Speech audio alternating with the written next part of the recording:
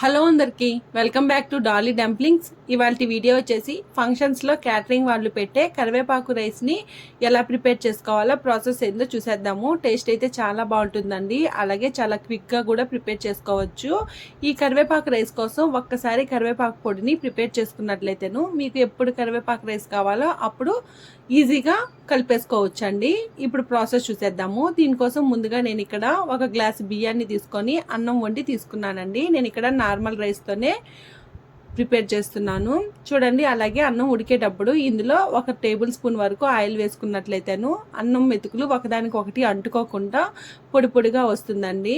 ఇలా వండుకున్న ఈ అన్నాన్ని పూర్తిగా చల్లారనివ్వాలి.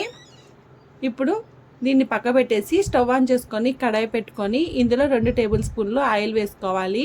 ఆయిల్ వేడైన తర్వాత ఇందులో 1 టేబుల్ స్పూన్ పచ్చిశనగపప్పు, 1 టేబుల్ స్పూన్ మినపప్పు, 1/2 టేబుల్ స్పూన్ మిరియాలు, 1/2 టేబుల్ స్పూన్ జీలకర్ర, 4 ఎండుమిరపకాయలని వేసుకొని మంటని లో ఫ్లేమ్లో ఉంచి వీటిని లైట్గా ఫ్రై చేసుకోవాలండి. మిరపకాయలు ఇక్కడ మీరు తినే స్పైసీని బట్టి వేసుకోవాలి. నేను తీసుకున్న మిరపకాయలు కాస్త కారం తక్కువగా ఉంటుందండి. ఇలా ఫ్రై చేసుకున్న తర్వాత ఇందులో 5-6 వెల్లుల్లి రెబ్బలు, అలాగే కొద్దిగా చింతపండుని వేసుకోవాలి. ఇందులోనే 1 గుప్పెడంతా కరివేపాకుని వేసుకొని మంటని లో ఫ్లేమ్లో ఉంచి ఒకసారి బాగా వేయించుకోవాలి. ఇందులోనే 1 టేబుల్ స్పూన్ నువ్వులు వేసుకోవాలండి.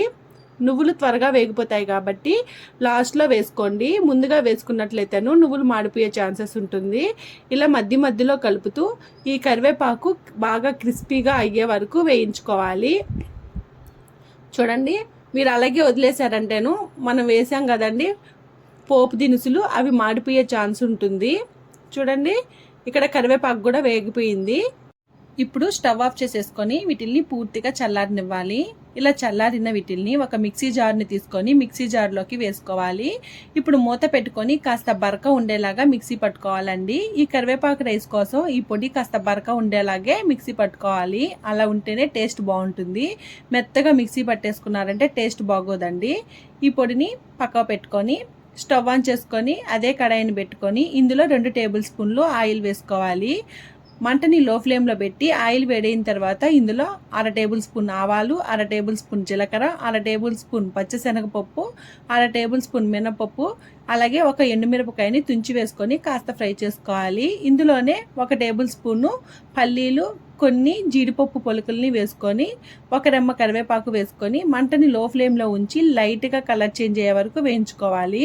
ఇలా వేగిన తర్వాత ఇందులో 1/2 టేబుల్ స్పూను ఇంగువ పొడిని వేసుకోవాలి. ఇంగువని వేయడం వల్ల మంచి ఫ్లేవరు అలాగే టేస్ట్ బాగుంటుందండి. ఇలా వేయించుకున్న తర్వాత మనం ముందుగా చల్లార్చి పెట్టుకున్న రైస్ని వేసుకొని అలాగే మిక్సీ పట్టుకున్న కరివేపాకు పొడి, మీ టేస్ట్కి తగ్గట్టు 1 టేబుల్ స్పూన్ వరకు సాల్ట్ని వేసుకొని ఈ కరివేపాకు పొడి రైస్కి పట్టేలాగా బాగా మిక్స్ చేసుకోవాలి. సాల్ట్ అనేది మీరు తినేదాన్ని బట్టి అడ్జస్ట్ చేసుకోవాలండి. నాకైతే ఇక్కడ 1 టేబుల్ స్పూన్ వరకు సాల్ట్ పట్టింది. ఇలా బాగా కలుపుకోవాలి. చూడండి, కరివేపాకు రైస్ అనేది ఎంత పొలుకులుగా వచ్చిందో కదా. ఇప్పుడు ఇందులో 1 టేబుల్ స్పూను నెయ్యి వేసుకోవాలి.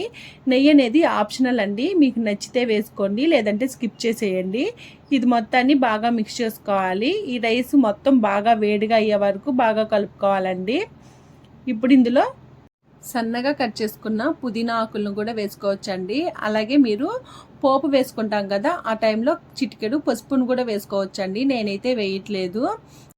ఈ రైస్ మొత్తం బాగా వేడయ్యే వరకు కలుపుకోవాలండి.